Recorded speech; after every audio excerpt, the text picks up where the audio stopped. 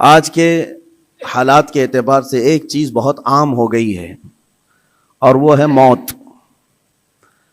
موت کا فلسفہ سب کو پتہ ہے. موت سے لوگ گھبراتے بھی ہیں، ڈرتے بھی ہیں، اور ایک نیوز بنتی ہے، خبر بنتی ہے. لیکن اب کے زمانے میں تو ایسا لگ رہا ہے موت اتنی عام کر دی گئی ہے کہ لوگ 2 منٹ 3 منٹ افسوس کرنے کے بعد پھر اس کو بھول جاتے ہیں. جنگوں میں جو موتیں ہو رہی ہیں ان موتوں کا تو شمار ہی کیا ہے. آج ایک آنکڑا جو بتا دیا جاتا ہے، ایک عدد جو ہم کو بتا دی جاتی ہے، وہ اپنی جگہ پر، لیکن حقیقت کیا ہے، میدان میں کیا چل رہا ہے، یہ اللہ بہتر جانے، اور ان علاقے کے لوگ جن کے ساتھ یہ مصیبتیں آئی ہیں وہ بہتر جانے. عزیزان گرامی وقار، پوری دنیا میں ظاہر سی بات ہے آج بھی سینسیٹیو لوگ موجود ہیں، حساس لوگ موجود ہیں، جو موت کو کیا زخم کو بھی برا سمجھتے ہیں. ظلم کے طریقے سے مارا ہوا زخم، اس کی ہر آدمی نندا کرتا ہے، مخالفت کرتا ہے. موت تو بڑی چیز ہے، لیکن ہم نے دیکھا ہے کہ ایک جانور کے بچے کو بھی اگر کوئی مارے تو آج جانوروں کے رائٹس کے، ان کے حقوق کی تنظیمیں موجود ہیں جو ان کی حفاظت کے لیے آگے بڑھتے ہیں اور پھر آواز اٹھاتے ہیں. بلکہ آپ اگر کسی جانور کو مارتے ہوئے دیکھے گئے تو یہ تنظیمیں آپ کو جیل تک پہنچا سکتی ہیں. ان کے حقوق کی آواز اٹھانے والے بھی موجود ہیں. بلکہ انوائرمنٹ کے لیے بھی تنظیمیں موجود ہیں. درخت کو کاٹنے نہیں دیا جاتا کہ اگر پیڑ پودے بھی کوئی کاٹ رہا ہے تو اس کے لیے بھی سخت قانون ہے. بلا وجہ اگر کوئی کاٹ رہا ہے تو اس کو جیل بھی ہو سکتی ہے. اس کا ریپلیسمنٹ چاہتی ہے دنیا. پیڑ پودے پتے اور جانوروں کو کاٹنے کے لیے بھی منع کیا گیا اور ان کی حفاظت کے لیے تنظیمیں موجود ہیں. تو پھر انسانوں کی زندگیوں کی حفاظت کے لیے بھی آلریڈی موجود ہیں، ایسا نہیں ہے. لیکن دوہرا معیار ہے پوری دنیا میں.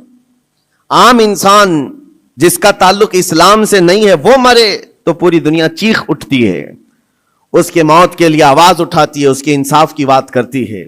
لیکن اسی دنیا کا دوہرا معیار یہ ہے کہ مسلمان بچے قتل ہو جائیں، مارے جائیں تو پھر اس کے لیے وہ ایسا پیش کرتے ہیں جیسے ان کو سانپ سونگھ گیا ہو. کوئی رحم نام کا جذبہ ہی نہیں رہ گیا. کسی کے دل کے اندر سے یہ ہوک اٹھتی ہوئی نہیں دکھائی دیتی کہ کم از کم اسلام دشمنی اور سب چیزوں کو بالا طاق رکھ کر کے انسانیت کے نام پر کوئی بات کرتا کہ 6 ماہ کے بچوں کا کیا قصور ہوتا ہے، 1 سال کے بچے دودھ پیتے بچوں کا کیا قصور ہوتا ہے. ان لوگوں کو جس طرح سے تہ تہ کر دیا گیا، مار کر ختم کر دیا گیا. عزیزان گرامی وقار، یہ پوری دنیا میں آج جو چل رہا ہے اس پر میں کچھ باتیں عرض کرنا چاہتا ہوں. موت کسی بھی زمانے میں عام نہیں ہے، بلکہ ایک بڑا حادثہ سمجھا جاتا ہے اور اس کی نندا کی جاتی ہے، اس کی مخالفت کی جاتی ہے جو زبردستی کسی کا قتل کیا جائے. یہ اور بات ہے کہ دنیا طاقت کی پجاری ہے، دولت کی پجاری ہے. جس کے پاس زیادہ طاقت ہے، جس کے پاس زیادہ دولت ہے، لوگ اس کی حمایت میں کھڑے ہوتے ہیں. مظلوموں کے حق میں کھڑے ہونے والی جماعتیں بہت کم ہوتی ہیں. لیکن ان تمام معاملات سے ہٹ کر میں آپ سے گفتگو یہ کرنا چاہتا ہوں، جتنی بھی اسلام پر موتیں ہو رہی ہیں، ظلماً قتل کیے جا رہے ہیں، ایک بات یاد رکھو، اسلامی ایک جذبہ موجود ہے ہمارے ہاں، وہ شہادت کی موت پا رہے ہیں. شہادت ایک درجہ ہے، اور جب یہ چیز آپ کے تصور میں آ جائے تو میرے عزیزو ہم بھی یہ محسوس کریں گے کہ اللہ کریم ہم سب کو شہادت کی موت نصیب فرمائے. کیونکہ شہادت ایک مقام کا نام ہے، ایک مرتبے کا نام ہے. جو شہید ہوتا ہے اسلام میں اس کا بڑا رتبہ ہے. نبی پاک صلی اللہ تعالی علیہ وسلم نے تو فرمایا نبیوں اور شہیدوں کے درمیان صرف 1 درجے کا فرق ہے. 1 درجے کا فرق ہے. جو شہید ہوتا ہے وہ اللہ تبارک و تعالیٰ کی جنت میں اسی مقام پر ہوتا ہے جہاں اللہ کے نبی ہیں. انبیاء کرام علیہ السلام کا جو جنت میں مقام ہوتا ہے اس سے 1 درجہ نیچے شہیدوں کا مقام ہے.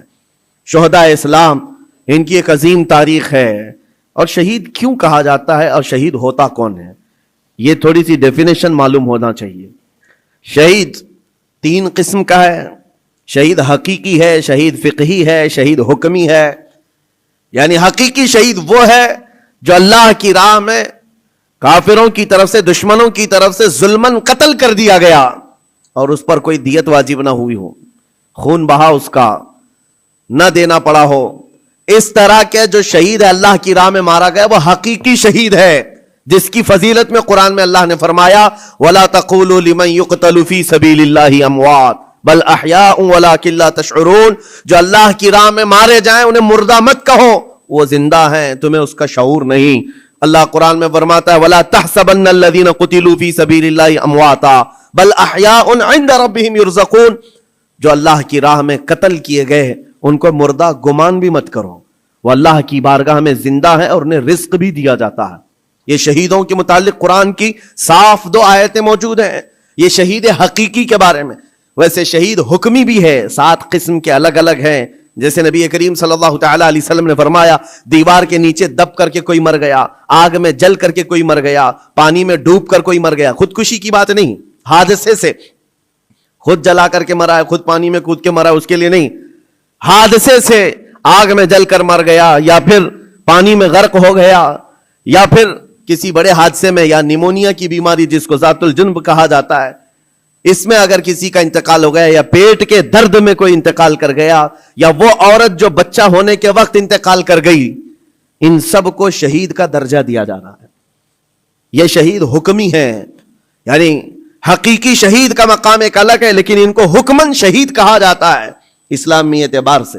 لیکن جو حقیقی شہید ہے اس کے لیے میں اس لیے آج اس موضوع کو چھیڑ رہا ہوں کہ دیکھ دیکھ کر کے ہم تھک چکے, چھوٹے سے بچوں کے زخم ہماری نیند خراب کر دیتے ہیں, ان کی چیخیں ہمارے چین کو اڑا دیتی ہیں.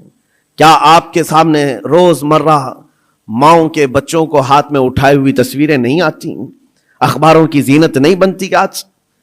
وہ ان چھوٹے بچوں کو کبھی ملبے میں اپنے عزیزوں کو ڈھونڈتے ہوئے ہم دیکھتے ہیں, دل باہر نکل آتا ہے, کلیجہ منہ کو آتا ہے. جس کا گھر تباہ کر دیا گیا, توڑ پھوڑ کر دیا گیا ہے, وہ ننھی ننھی انگلیوں سے ملبہ ہٹا کر کے اپنے عزیزوں کی لاشیں ڈھونڈ رہے ہیں. میرے عزیزوں, یہ بڑے دل جگرے کی بات ہوتی ہے. 8 سال کی عمر میں, 6 سال کی عمر میں جن کے ماں باپ بھائی بہن سب چھین لیے گئے ہوں, اور اگر اس بچے کو زندہ رہنا ہے, ابھی زندہ رہنا ہے, تو اس کی آگے کی زندگی کا کیا ہے؟ اس کے پاس کوئی اسباب نہیں, لیکن پھر بھی وہ بچہ الحمدللہ کہتے ہوئے آگے بڑھتا ہے.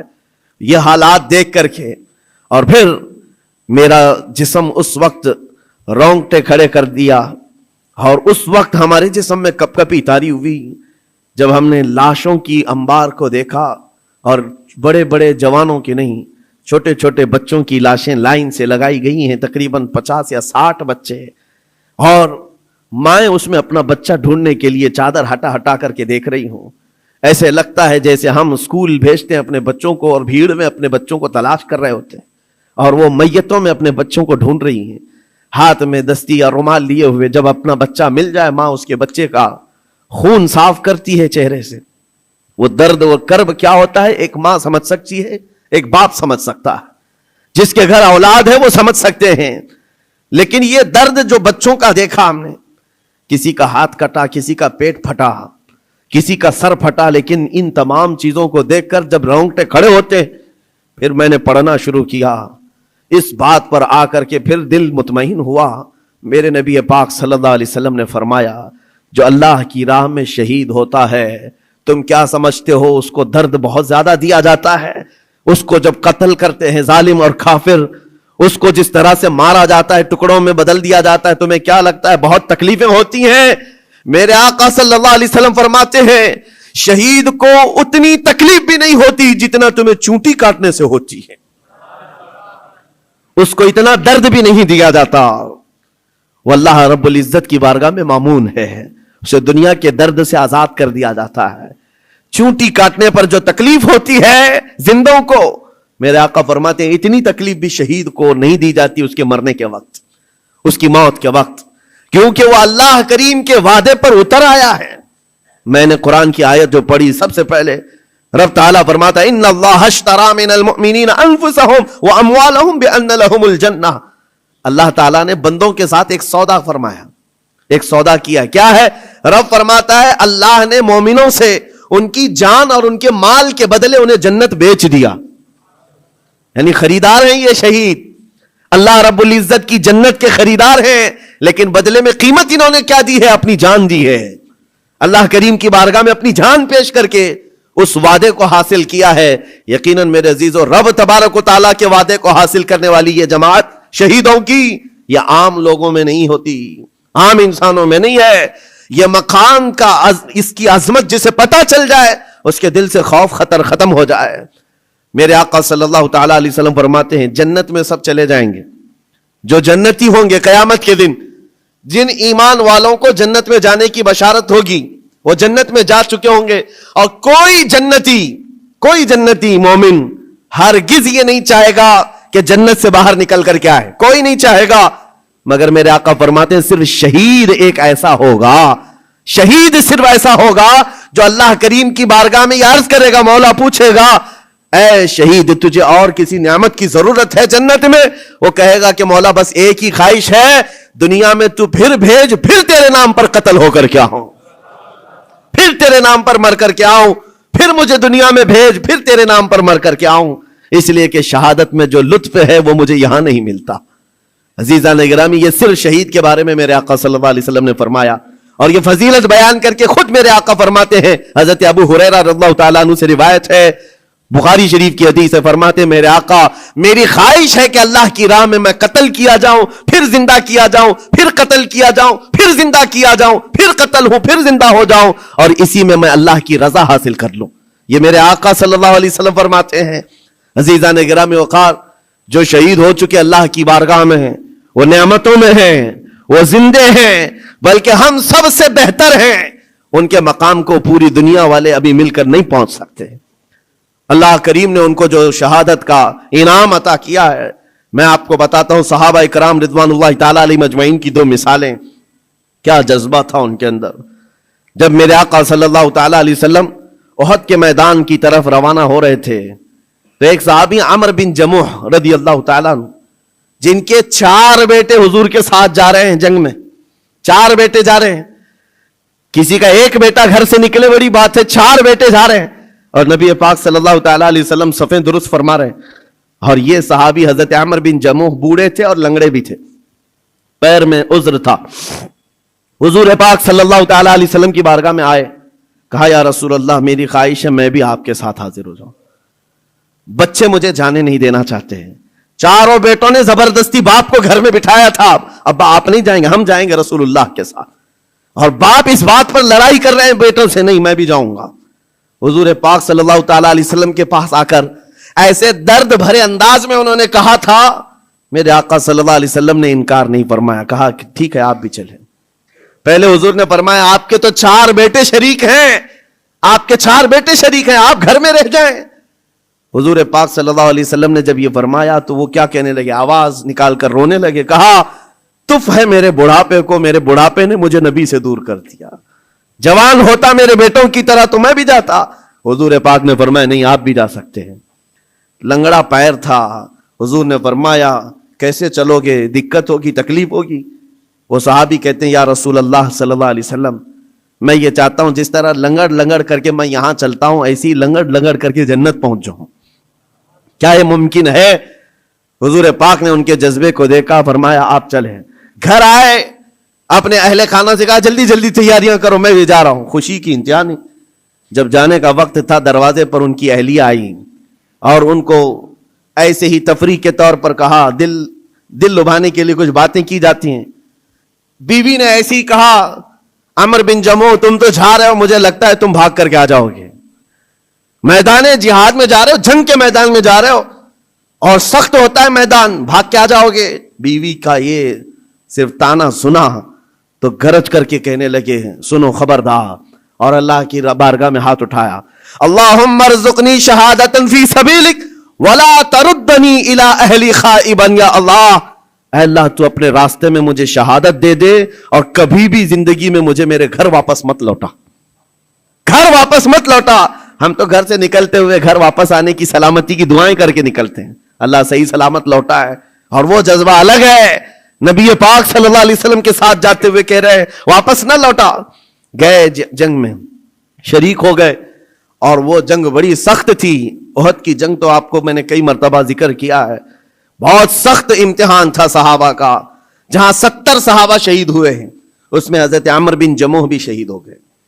یہ بوڑھے صحابی شہید ہو گئے. نبی پاک صلی اللہ تعالی علیہ وسلم نے پھر اس کے بعد شام کو جب لاشیں اٹھانے کی باری آئی، ان کی اہلیہ گھر سے آئیں اور میدان جنگ سے لاشیں جب اٹھائی جا رہی تھی، عمرو بن جموح کی لاش کو اٹھایا، گھوڑے پر رکھا، سواری پر اپنے گھر کی طرف لوٹیں. سواری نہ ادھر جاتی نہ ادھر جاتی، کہیں نہیں، بار بار گھوڑے کو چابک لگا کر دوڑایا جاتا ہے لیکن گھوڑا جاتا ہی نہیں ہے. وہ تنگ آ گئی، مجبور ہو گئی، کہا کیا ہے، لاش اتنی بھاری ہو گئی، وزن ہو گئی، کیا ہے یہ؟ نبی پاک صلی اللہ علیہ وسلم کی بارگاہ میں آ کر کے ان کی اہلیہ نے کہا آقا سب اپنی لاشیں لے جا رہے ہیں، میں بھی ان کی لاش اپنے گھر لے جا کر ان کو تھوڑی دیر کے لیے رکھنا چاہتی ہوں، لیکن سواری ہے کہ آتی نہیں آگے. میرے آقا نے فرمایا گھر سے نکلتے وقت انہوں نے کیا کہا تھا؟ ان کی اہلیہ نے کہا تھا، انہوں نے کہا تھا اللہ کی بارگاہ میں کہ مولا مجھے گھر واپس سلامت نہ لوٹانا. حضور فرماتے ہیں اس کی دعا قبول ہو چکی ہے، نہ وہ زندگی میں واپس لوٹا نہ تم اس کی لاش لے جا سکتی ہو. اسی میدان میں حضرت عمرو بن جموح کو دفن کر دیا گیا. یہ ان شہیدوں کی بات کر رہا ہوں جن کے موت کے بعد بھی ان کا تصرف جاری رہتا ہے، ان کا تصرف. حضرت خبیب ابن عدی رضی اللہ تعالیٰ عنہ مشرکین کی قید میں آ گئے تھے. یہ کفار مکہ نے ان کو قید کر لیا تھا اور لوہے کے پنجرے میں ڈال کر کے رکھا تھا، کئی دنوں تک بھوکا پیاسا رکھا، پنجرے میں رکھا، اور اس کے بعد کئی مرتبہ ان پر کوششیں کی گئیں کہ تم دین اسلام چھوڑ دو، تم نبی پاک کے خلاف بولو. لیکن وہ جوان مرد خبیب ابن عدی ایسے تھے، اپنے ایمان پر جمے ہوئے، استقامت کا جذبہ ایسا، ہر مصیبت کو گلے لگا لیا. یہاں تک کہ کفار و مشرکین نے ان کو پنجرے سے باہر نکالا، ان کے ناخنوں کو پکڑ سے کھینچا اور وہ کراہتے رہے، درد اپنی جگہ پر. اور اس کے بعد ان کے جسم کو جگہ جگہ تیروں سے چھلنی کیا، اور مقام تنعیم پر جو مکہ میں آج جامع مسجد عائشہ ہے وہاں قریب میں، آپ کو ایک سولی پر چڑھا دیا گیا. حضرت خبیب ابن عدی کو ایک کھمبے پر باندھ کر کے سولی دے دی گئی اور لاش کو لٹکا کر رکھا، اور ایسی لاش لٹکتی رہی. یہی خبیب ابن عدی ہے جن کو سولی پر چڑھنے سے پہلے کافروں نے پوچھا تھا کیا یہ اچھا ہوتا خبیب تمہاری جگہ محمد ہوتے اور تم آرام کر رہے ہوتے. تب انہوں نے گرج کر کہا تھا ظالمو خبردار، تم میری جگہ مصطفیٰ کی بات کرتے ہو، میرے جسم کے اور 1000 ٹکڑے ہو جائیں مجھے گوارا ہے، میرے نبی کے قدموں میں تلوے میں کانٹا بھی چبھے یہ مجھے برداشت نہیں. ان کا جذبہ تھا استقامت. جب سولی پر چڑھا دیا گیا تو ایک بات میں عرض کر رہا ہوں، شہیدوں کی زندگی کیا ہوتی ہے، مار دیے گئے، قتل کر دیے گئے، لیکن ان ظالموں نے سولی سے نیچے نہیں اتارا، پورے مکہ والوں کو تماشا دکھانے کے لیے رکھا. 1 دن 2 دن 4 دن 6 دن 8 دن 10 دن لاش ویسی کی ویسی لٹکتی رہی حضرت خبیب ابن عدی کی، یہاں تک کہ مہینہ گزر گیا لاش کو انہوں نے نہیں نکالا. حضور پاک صلی اللہ علیہ وسلم کو جب یہ خبر پہنچی کہ حضرت خبیب ابن عدی کو پنجرے میں قید کر کے ان ظالموں نے قتل کر دیا، سولی پر چڑھا دیا ہے، اور لاش کو ایسی ہی بے حرمتی کے ساتھ لٹکائے ہوئے ہیں کہ 2 لوگ تماشا دیکھتے رہے. 40واں دن گزرنے کو آ گیا تھا. حضور پاک صلی اللہ علیہ وسلم نے اپنے صحابہ سے فرمایا ہے کوئی میرے صحابہ میں سے جو خبیب ابن عدی کی لاش کو اتار کر کے مدینے لے آئے، ان کی لاش کو اتار کر کے عزت و احترام کا معاملہ کرے، جبکہ 40 گھوڑ سوار دن رات پہرے داری کر رہے تھے اس لاش کے پاس. کفار مکہ، مشرکین مکہ کے 40 لوگ اس لاش کے ارد گرد پہرا دے رہے تھے. حضرت خبیب ابن عدی کی لاش کو اتارنے نہیں دیا جاتا تھا، کوئی قریب آ ہی نہیں سکتا تھا. جب صحابہ کرام کو حضور نے یہ بات کہی، کیا جگر تھا. 2 صحابہ کھڑے ہوئے، حضرت زبیر بن عوام، حضرت مقداد بن اسود رضی اللہ تعالی عنہما، کہتے ہیں آقا آپ اجازت دیں ہم دونوں جا رہے ہیں. 40 لوگ پہرے داری میں ہیں اور 2 جانے کو تیار ہیں. جہاں ایمان ہوتا ہے وہاں تعداد دیکھی ہی نہیں جاتی. ہمیشہ سے یہ رہا ہے، ستیزہ کار رہا ہے ازل سے تا امروز، شرار ابو لہبی سے چراغ مصطفی. آج بھی یہی حالات ہیں. ایک طرف سپر پاور طاقتیں پیٹروٹ میزائل لے کر کھڑی ہیں اور سامنے نہتے بچے کنکروں سے مقابلہ کر رہے ہیں. میرے عزیزوں چھوٹے چھوٹی لکڑیوں سے مقابلہ کر رہے ہیں. بظاہر دنیا کو آج دیکھنا چاہیے. کربلا کی داستان سناتے ہیں, ہو سکتا ہے کسی کو یقین نہ آئے, ایک طرف 22,000 تھے, ایک طرف 72 تھے. لوگ ہو سکتا ہے کہانی سمجھتے ہوں. آج کی اس دنیا میں آنکھیں کھول کر دیکھ لو, ہائی ٹیکنالوجی ایک طرف ہے اور نہتے چھوٹے سے بچے ایک طرف ہیں, لیکن ان کا جذبہ تو دیکھو. ظالموں کے ہاتھ میں ہاتھ دینے کو آج بھی تیار نہیں, بلکہ آج بھی ڈٹے ہوئے ہیں, جمے ہوئے ہیں, اور ان کا جذبہ صرف اتنا ہے, بیت المقدس کو آزاد کرا کر کے دم لیں گے. اور میرے آقا کا فرمان ہے ان کے ساتھ, وہ آج یا کل ختم ہونے والے نہیں. میرے آقا نے فرمایا یہ جماعت قیامت تک حق کے لیے لڑتی رہے گی, قیامت تک لڑتی رہے گی. 2 صحابہ کھڑے ہوئے, حضور کی اجازت لے کر کہا ہم جاتے ہیں. حضرت خبیب ابن عدی کو لانے کے لیے, اور 2 گھوڑے دوڑاتے ہوئے پہنچے مکہ. جب مکہ پہنچے جہاں سولی چڑھائی گئی تھی, 40 لوگ پہرے داری میں ہیں, ان کے بیچ میں سے جانا اور لانا عام بات نہیں تھی. لیکن جس وقت یہ پہنچے, ایک بات یاد رکھو, قرآن میں رب تعالیٰ فرماتا ہے وَمَكَرُوا وَمَكَرَ اللَّهُ وَاللَّهُ خَيْرُ الْمَاكِرِينَ. کافر منصوبہ بناتے ہیں, کافر منصوبہ بناتے ہیں, اور اللہ خفیہ تدبیر کرتا ہے, اور اللہ کی خفیہ تدبیر غالب آتی ہے. جب مولا چاہے تو سارے پلاننگ فیل ہوتی ہیں, سارے ڈیفنس سسٹم ٹوٹ جاتے ہیں, چرمرا جاتے ہیں, ختم ہو جاتے ہیں. کبھی آپ طاقتوں کے غرور اور نشے کو دیکھ کر کے مروب مت ہونا. اے مومنو, ہمیشہ ایک بات یاد رکھو, جب دنیا اپنے اوج پر پہنچے اس کے باوجود بھی اللہ ہمارے ساتھ ہے, اللہ کی طاقت بھی ہے. نمرود نے اپنے زمانے میں ایک کام کیا تھا, ٹاور بنایا تھا بہت بڑا, اور لاکھوں لوگوں کو جمع کیا تھا خدا سے لڑنے کے لیے, خدا سے لڑنے کے لیے, اور کہا تھا کہ میں خدا سے لڑ کر کے اس کو گرا دوں گا اور موت و حیات اپنے ہاتھ میں لے لوں گا, پوری دنیا کا نظام میں چلاؤں. اور اس وقت یہ اسرائیلی روایات میں آج بھی موجود ہے چیز. اللہ تبارک تعالیٰ نے اپنے فرشتوں میں سے ایک فرشتے کو بھیجا, کروڑوں اربوں فرشتے ہیں اللہ کے, ایک فرشتے کو بھیجا کہ جاؤ دیکھو دنیا میں کیا معاملہ ہے, میرا ایک بندہ مجھ سے لڑنے کے لیے تیاریاں کر رہا ہے. وہ فرشتہ زمین پر آیا, صرف اپنا پر ہلایا, سارا کا سارا دھنس گیا, سب زمین بوس ہو گئے, جتنی فوج تھی ہلاک ہو گئی, کیڑے پڑ گئے, اور وہ بھی ختم. میرے عزیزوں, رب تبارک و تعالیٰ کی طاقت و قوت کو کوئی پہنچ سکتا ہے؟ ایک فرشتے کو بھیجے, فرشتہ عذاب لا سکتا ہے. اللہ ہے, ابھی بھی ہے, حی و قیوم ہے, جو ہمیشہ رہنے والا ہے. میں جو بات عرض کر رہا تھا, 2 صحابہ آئے, 40 لوگوں کے بیچ سے لاش نکالنی ہے, کیسے نکالیں گے؟ لیکن جانتے ہو اللہ تعالیٰ جب انتظامات فرماتا ہے تو راستے بھی کھولتا ہے. جس وقت یہ پہنچے وہ 40 کے 40 مست نیند میں سو رہے ہیں, سارے پہرے دار نیند میں ہیں. حضرت زبیر بن عوام, حضرت مقداد بن اسود, دونوں گئے, جلدی سے یہ سولی پر چڑھے اور ان کی لاش کو نکالا. حضرت زبیر کہتے ہیں 42واں دن تھا, 40 یا 42 دن ہو چکے تھے.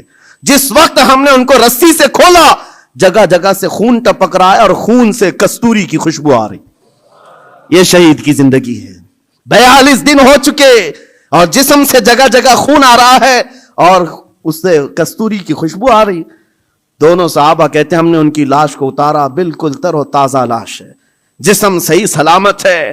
ارے 12 گھنٹے میں جسم پھولنے لگتا ہے, پکنے لگ جاتا ہے, ہمیں جلدی قبرستان پہنچانا ہے. شہید کی زندگی اور ہے, جو اللہ کی راہ میں قتل ہوا اس کی زندگی اور ہے. اٹھایا اور لے کر کے چل پڑے, اپنی سواری پر لے کر آرام سے چلتے رہے. صبح ہوئی تو یہ کافروں کی نیند کھلی, دیکھا کہ ہے ہی نہیں خبیب ابن عدی. ہلا ہو گیا, پورا ہنگامہ ہو گیا. اور جب قریش مکہ میں یہ بات پہنچی تو سب گرج کر کے کہنے لگے ان 40 کو بھی مارو, اور اس کے بعد پہلے اس لاش کو ڈھونڈو. اور تیز گھوڑ سوار دوڑائے گئے, بہت تیز دوڑائے گئے کہ کہیں نہ کہیں یہ مدینے کی طرف لے کر کے گئے ہوں گے, پیچھا کرو. 1 2 نہیں, کئی 100 کی تعداد میں گھوڑے دوڑاتے ہوئے حضرت زبیر حضرت مقداد کے پیچھے آئے, اور تھوڑی دور جانے کے بعد وہ گھوڑ سوار ان دونوں کو پا لی. یہ دونوں صحابہ مدینے کی طرف جا رہے تھے لاش لے کر, اور وہ اتنے تیز تھے کہ پہنچ گئے. اور جیسے ہی وہ قریب آئے, حضرت زبیر اور حضرت مقداد دونوں نے یہ لاش کو اٹھائی حضرت خبیب کی, اور زمین پر رکھ دیا, اور کہا اے اللہ اس کے بعد تو مالک ہے, یہ تیرا شہید ہے, اس کے بعد تو مالک ہے. حضرت زبیر کہتے ہیں اچانک زمین قبر کی مانند کھلی, اور حضرت خبیب اندر گئے اور ان کی قبر بن گئی. نہ کسی نے قبر کھودی, نہ کسی نے قبر میں مٹی دی, زمین خود کھلی, حضرت خبیب اس میں اندر گئے اور قبر بند ہو گئی. کفار سامنے آئے, کہا میں لاش دے دو. حضرت زبیر حضرت مقداد نے کہا کہیں ہے تو لے جاؤ, ہمارے پاس کہیں ہے تو لے جاؤ, اور یاد رکھو میں صفیہ بنت عبد المطلب کا بیٹا ہوں, اگر لڑنا ہے تو مجھ سے لڑو اور تلواریں نکالو. ادھر سینکڑوں کی تعداد میں ہے اور نبی پاک کے 2 شیر ان کو للکار رہے ہیں. تاریخ میں موجود ہے, ایک بھی ظالم سامنے نہیں آیا, تلواریں نیچے کی اور مکہ واپس لوٹ گئے. اعلان ہوا کہ خبیب ابن عدی کو سب جگہ ڈھونڈ لیا گیا, کہیں پر ان کی لاش نہیں ملی ہے. یہ دونوں صحابہ حضور کی بارگاہ میں آئے, عرض کیا آقا یہ ماجرا ہوا ہے. میرے آقا نے کہا وہ بلیع الارض ہے, زمین کا لقمہ ہے, زمین نے ان کو اپنی گود میں چھپایا ہوا ہے, اور یہ شہیدوں کی زندگی ہے. زمین تو زمین ہے, آسمان بھی خواہش کر رہا تھا کہ خبیب میرے پاس آ جائے. زمین چاہتی ہے میرے پاس آ جائے, آسمان چاہتا ہے کہ میرے پاس آ جائے. شہیدوں کی زندگی عام نہیں ہے.